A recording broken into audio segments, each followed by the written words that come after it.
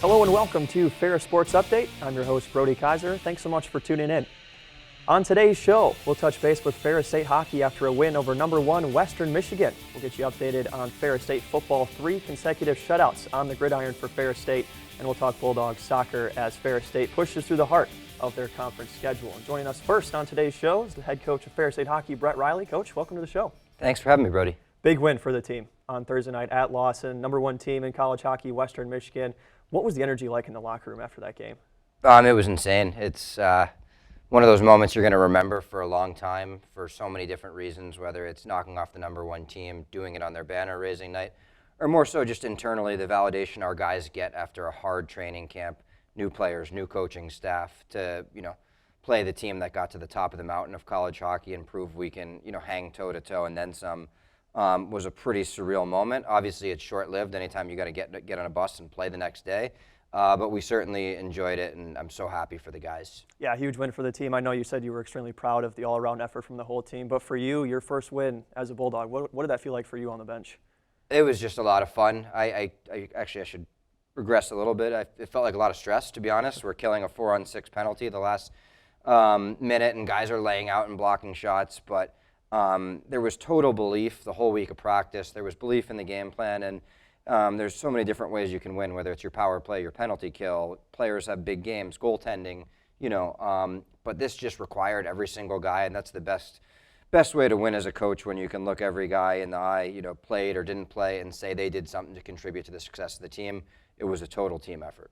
Bulldogs get their first votes in the USCHO poll this week for the first time since 2022. 4 votes. What's that like for you as the head coach?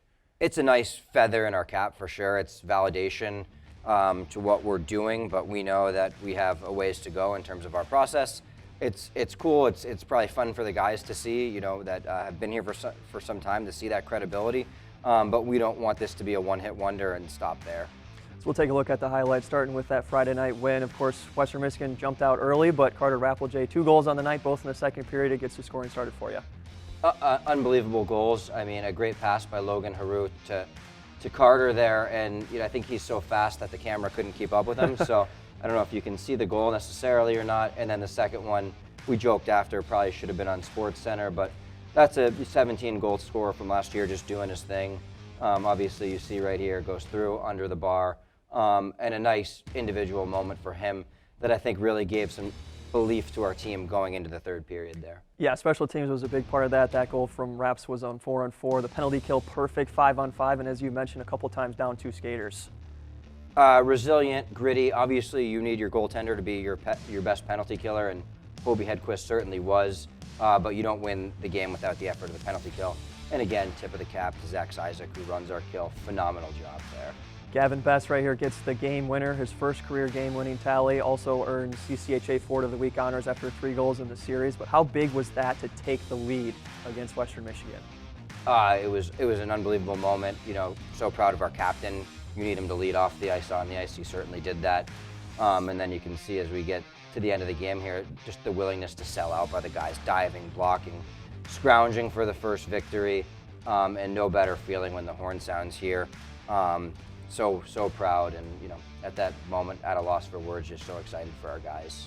48 saves for Hobie, earns him CCHA Goaltender of the Week. It's a career high for him. What did you like about his performance in terms of what he did really well consistently for 60 minutes? I think that's it. He was calm, competitive, consistent.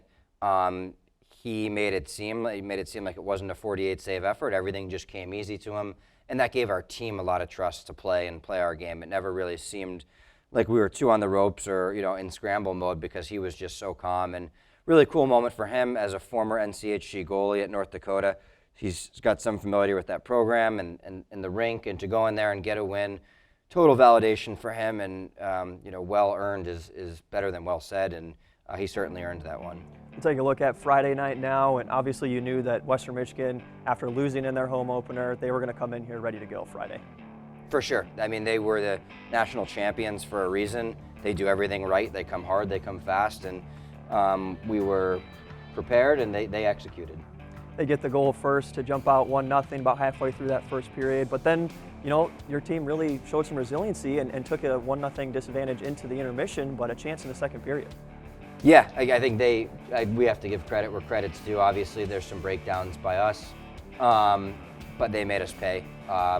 Elite shooters, great players, future NHL prospects, had the puck on their stick, and they made us pay the price there. No excuses. What was your message to the players during the first intermission before you come out in the second period? Don't back down. Compete harder. Find a way to get the team a spark. And obviously, again, a little bit deflating as you see here. They go up 2-0, and we could just never really get our footing underneath us. Not for lack of effort. Again, just giving credit where credit's due. It was one of those nights where we just couldn't find our way. Down 4-0, but you're able to get a couple of goals late in this second. Give yourself a chance. Just seemed like Western Michigan had the answers. For sure. Yeah, I think they did. And one thing I'm really proud of is our guys never quit, and I think the score is indicative of that.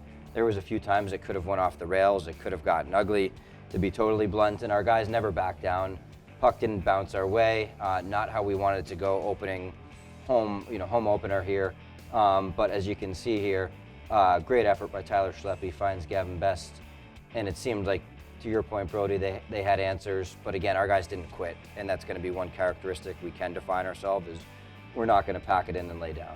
A lot of fight in this team, as you're talking about. Come out in the third period. It looked like rejuvenation maybe for your team. They were skating super hard trying to find their way back into this one. Yeah, and we won the third period. We can go into the weekend feeling good about ourselves. And that was something we challenged the guys. Find a way to win the third.